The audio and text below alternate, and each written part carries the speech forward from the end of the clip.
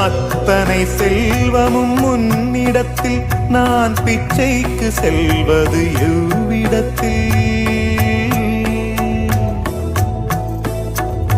அத்தனை செல்வமும் உன்னிடத்தில் நான் பிச்சைக்கு செல்வது எவ்விடத்தில்? வெறும் பாத்திரம் உள்ளது என்னிடத்தில், அதன் சூத்திரமோ அது உன்னிடத்தில். ஒரு முறையா இருமுறையா பல முறை பல பிறப்பெடுக்க வைத்தாய்.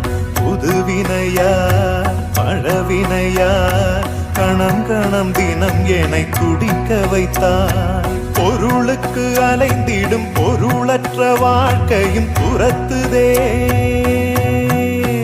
உன் அருள் அருள் அருள் என்று அலைகின்ற மனம்